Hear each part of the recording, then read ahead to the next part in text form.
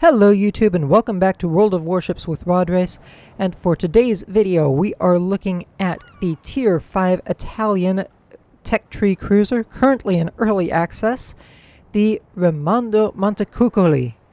And, well, let's just say that's a very beautiful little ship with the Restless Fire camo on her. We are going to kind of slip in and look briefly at her armor layout. Not that it's too terribly impressive at this point in time, but I mean it's still reasonable looking with that nice thick 60mm build.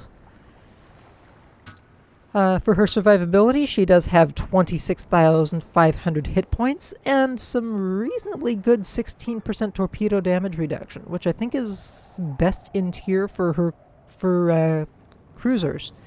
So definitely some good numbers there. For her main battery, she has 4 double 152mm guns, which have a 15-second reload, 23.7-second 180-degree rotation, 136mm dispersion, 42 millimeters of SAP penetration, 3,850 SAP shell damage maximum, and in a rare circumstance, the SAP max damage is actually higher than that of the AP damage. Usually it's the other way around. So that's an interesting thing to kind of have in the back of your mind. And she does reach out to a maximum of 14.9 kilometers. And her SAP shells at 950 meters per second are reasonably quick getting to target also. So definitely some interesting values to look at here. And it also tells you a little bit more about what the SAP is also intended to deal with, because, well, destroyers definitely don't have as much time to maneuver when your shells are just booking right at them, do they? And she does have secondary batteries, but nothing really worth mentioning. Torpedo tubes, she has 2 double 53mm, if I'm looking at that right. Yeah, they're 533mm torpedo tubes. We're talking about torpedoes, not secondaries. And, I mean, they're not bad. They do 12,600 damage. They have a 55-second reload. And they are relatively slow at 51 knots, but they have a relatively long range at 10 kilometers. For her AA, she has an okay AA suite, and that's probably being generous, but 98 continuous for short range, 105 for mid range, and 32 continuous for the long range, with the long range explosion bursts doing 990 continuous, and you only get 1 burst in the salvo, so For her maneuverability, she is reasonably quick at 38.9 knots, 610 meter turning circle, with 7.6 second rudder shift. So she is relatively nimble for a cruiser. So definitely nice for just maneuvering combat. For concealments, she is seen on the surface at 11.3 kilometers. From the air, she is seen at 6.1 kilometers. And after firing her main battery in smoke, she is seen at 5.5 kilometers. And that is important because she is new using the new exhaust smoke consumable. For upgrade modules, I have Main Armaments Mod 1, Damage Control System Mod 1, and I also have her outfitted with Main Battery Mod 2. Now, the reason I opted for Main Battery Mod 2 is just because these turrets are kind of slow to turn to start with, so I did kind of want to bring their rotation down a little bit. Secondaries and AA really aren't worth advancing in or investing in too much at Tier 5. And, well, with 136 meters, these guns are have reasonably tight dispersion as it is already. Although, now that I think about it, Aiming Systems Mod 1 is probably better, so let's go ahead and just switch that out. And that drops her dispersion down to 126 meters, and, well, okay, I guess I can accept 26.9 second 180-degree rotation. So, okay, I'd definitely say aiming systems mod 1 in favor of main battery mod 2. As far as the damage control, though, normally I would have gone with, say, steering gears or propulsion mod, but it just seems like this ship is a little bit tankier, so I do kind of want to invest in some of that tankiness a bit more than I would on previous ships. As far as commander build, I only have her set up for preventative maintenance and expert marksman so far. And I am going to be resetting that here while you're watching, just because, well, I think I would rather go for expert loader with a 15-second reload, now that I really think about it. And actually, I don't actually go back and do it during this section of the video, just because I really didn't want to spend the doubloons at this point in time, but I do go back and redo it. I do opt for expert loader instead. As far as other things moving forward, though, I would definitely say look at Adrenaline Rush. Because her torpedo systems are so limited, I would look at maybe Basics of Survivability. In an odd case, I would even go for Superintendent, just so that you get an extra charge on that smoke consumable. Just give you an extra chance of getting out of trouble if you really need to.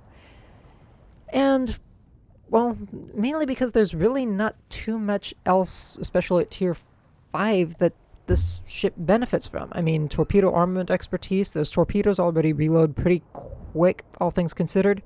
But you're not going to be relying on those torpedoes too much unless you're in exceptional close-range combat. And because this ship is something of a destroyer hunter, I would also consider opting for concealment, just so that you're not spotted too early, and maybe radio location. The other thing to consider would possibly be maybe fire prevention, but that's maybe an edge case. I would definitely say go for things that make her a better destroyer hunter, to not put too fine a point on it. I mean, if you really want to, you can invest somewhat in the AA, but I think you're better off looking at your destroyer hunter skills rather than your self-defensive anti-air skills. And that's really all I have to say in regards to that, too. I mean, this ship is kind of straightforward in a number of ways, and it's definitely going to show as I take her into battle here. Now, the first match that you see here is actually the best of the 3 matches that I took this ship into for the purposes of this video. And part of that is going to be just because there's a lot of close combat that I get into here. Primarily by the nature of the map, and also just because of how the combat sort of unfolds. And it's definitely going to show off kind of what this ship is meant to be able to do. And, ooh geez, 4,800 in a single salvo on a Musuki long range. Ooh. Definitely, if that had been player, it definitely wouldn't have been too happy about that, now would it? That shot definitely could have been a lot better, though. Let these guns reload. Maybe, just maybe, the second round. Overshot. Unfortunately, it also means that I did not get to save the friendly DD. But, okay. I know they're over there. I know they're going to be coming for me. I know they're going to be coming for me through the smoke, too. Okay. Just gotta wait for one of them to make... There we go, there's the Jaguar. Ouch! That hurt. Oh, that hurt. Next one will be coming through the smoke any second now. Come on, I know you're there, I know you want to. Okay. T-22. Close range. Let's see. Rear turrets only. What are they going to do to it? Ouch. 3,200. And that was just 4 penetrations out of 8 potential there. Yeah. Definitely could have done more to that T-22 in a very short period of time, but it was not looking good for the T-22 regardless. Unfortunately, I don't get the kill shot either. That goes to the Britann, but I definitely did the lion's share damage to that destroyer, to say the least. But now, we're getting into a knife fight with a cruiser, primarily my evil twin here, and two battleships, the Congo and New York. I do pull the trigger on SAP into the side of my evil twin, and unfortunately it really doesn't do a whole lot because, well, I fired more towards the belt, and, well, the belt just kind of absorbed everything. Rounds out into the Congo's belt with armor piercing, though, does a nice chunk of damage. Send out torpedoes. Yeah, that's going to be some nice hits, I think. Glad it doesn't burn too much too soon. Okay, just one torp hit, but hey, it's still one hit, nothing else. And hopefully I can get torpedoes onto the friendly or enemy cruiser before it gets torpedoes onto me, and I succeed at doing so, and finish it off. Now just trying to maneuver and keep the Congo from just obliterating me too easily. Though the one thing I can say, and this is definitely going to be one of the traits that shows up with, I think, all of the Italian cruisers actually, is that they have reasonably thick armor belts. So if you engage in active maneuvering, as long as you can lure shots into the side of your ship, you've actually got some pretty decent armor for just kind of trolling incoming fire.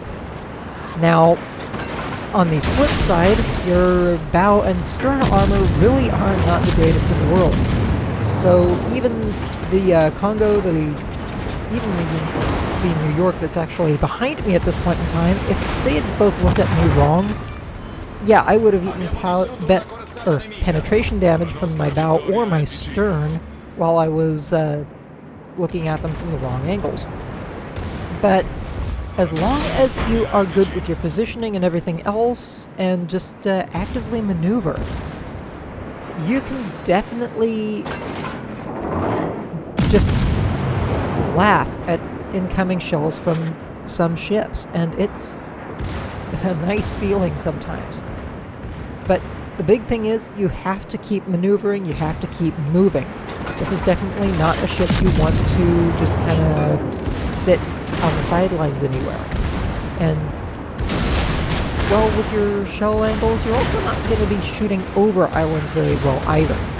So there is that to be said as well. You're not going to be using this ship for anything sneaky overall. You're definitely going to be open water, you're going to be shooting, you're going to be seen for the most part, unless you're using your exhaust smoke consumable.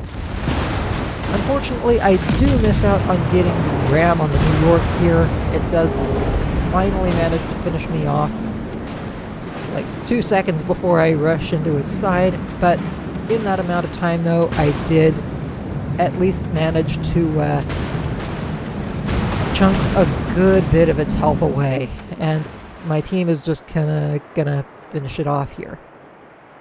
And just kinda waiting for them to actually do that. Good hits from the Königsberg, and Britann finishes it on the secondaries. Okay, there we go.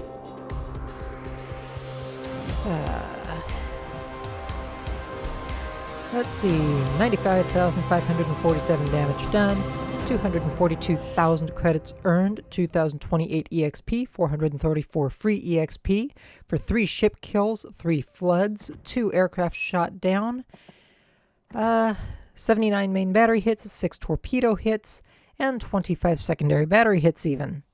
So definitely not bad in that regard. For the team score, I came away at the top of the team quite dramatically with 522 base EXP, so very good results there. 41,200 to the Congo, 14,700 to the Montecuccoli, 3,900 to the Jaguar, 22,700 to the New York, 8,000 to the T-22, and the 4,800 from that one little snapshot I made on the Mutsuki. So, good numbers. Overall damage done with the main battery, 45,400, with 25 from SAP, 19,700 from armor piercing, and 47,000 just coming from my torpedoes. Secondary battery did 2,200 damage, and fire and flood and aircraft damage also got a little bit in. Almost 500,000 potential damage tanked, 418,000. That's quite respectable at this tier, to not put too fine a point on it. And unfortunately, though I fought my best, my ship did still succumb to the waves, absorbing a full 26,500 hit points worth of damage directly. So, but overall, I think I absorbed like 20 times that in potential, so I think I definitely did my share. 188,337 credits earned take home for the match, which is definitely respectable. And even if I had not had 123,000 credits worth of modifiers, that still would have been about 70,000 credits worth of take home anyway. So definitely good solid profits here all around. For the commander, that also was 4,314 EXP earned. Again, respectable, but also running a couple of modifiers because I am trying to build this commander up just a little bit on the quick side. Now, as I have already mentioned, one of the things that you will notice quite distinctly about the Italian heavy cruisers is that because of their unique semi-armor piercing shells, they are extremely effective destroyer hunters. There have been numerous times where I have looked at destroyers just kind of with glancing shots, and I've come away with like 6,000 hit salvos. Things that I wouldn't expect to see on a regular shot from a normal heavy cruiser in some cases. But these things, my god, if they hit a destroyer, they hurt. They do incredible amounts of damage in a very short period of time. So, yeah, you may have a destroyer that's bearing down on you in some cases, but if you're good with your aim and everything, you can get 2 salvos into that destroyer, and that's all it's really going to take, to be perfectly honest. Just because they'll just hit, they'll do all kinds of damage, and then you're stuck trying to figure out what to do next, because you've basically obliterated a destroyer in as few hits as literally possible to manage, and it I will say that it feels nice being able to deal with destroyers that effectively in some cases, but at the same time, I'm sure destroyer players, especially for those of you who enjoy your random battles, really aren't going to care for it too much, especially if they just happen to get caught on an exposed flank, broadside, and not as much time to maneuver as they might like. And the other thing is, because you do have regular armor-piercing shells, you are also reasonably capable of handling enemy cruisers very effectively as well. These ships are kind of good all-arounders when it comes to just taking out lighter targets. This is, again, destroyers, light cruisers, even some heavy cruisers under the right circumstances can succumb to an Italian cruiser very quickly.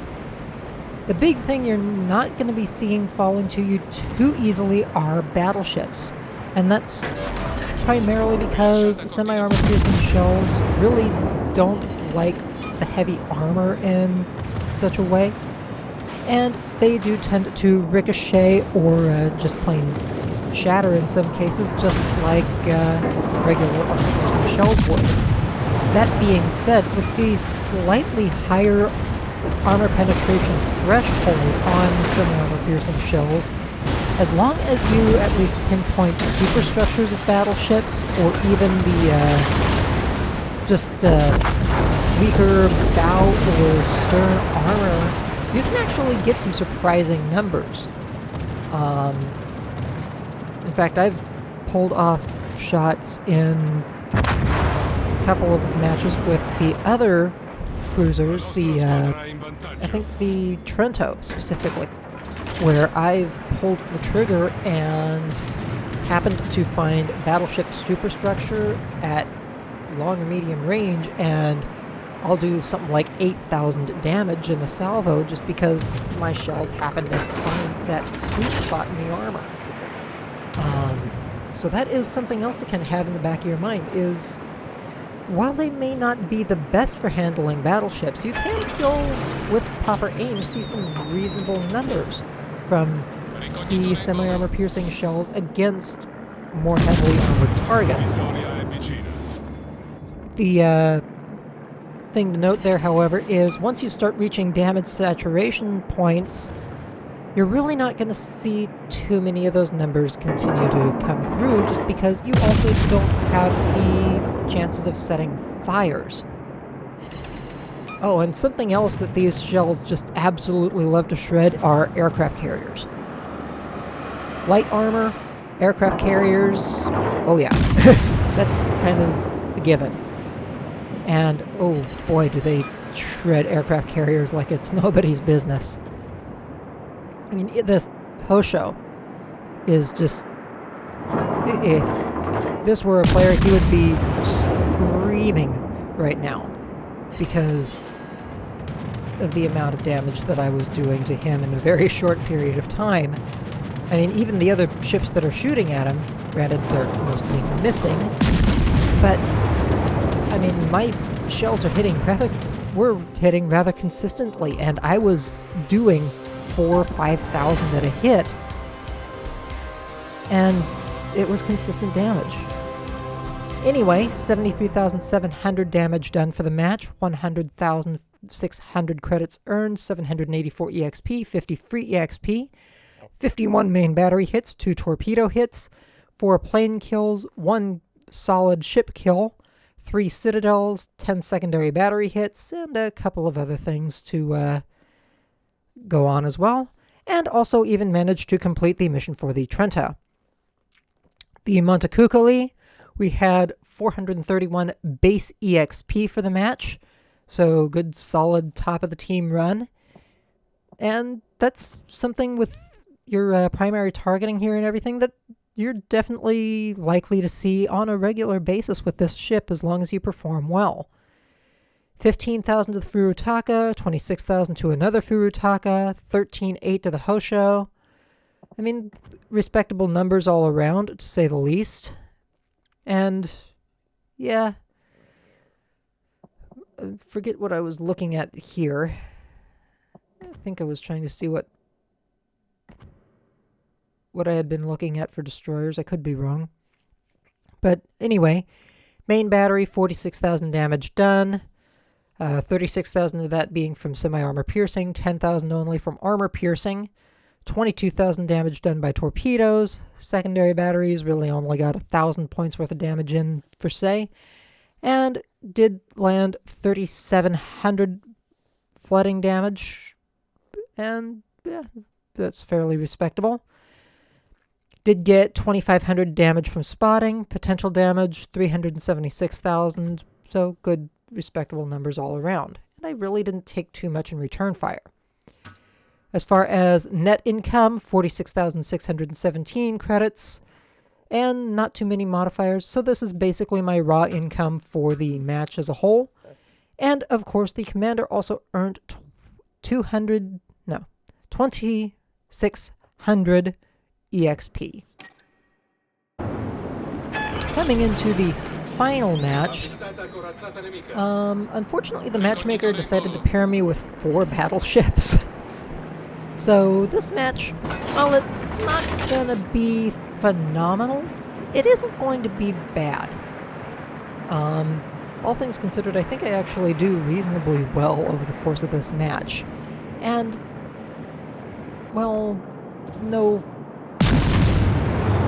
nothing against the semi-armor piercing shells, it's just there's really not a whole lot that most cruisers can do against battleships in close quarters, especially when they're just kind of all knotted together.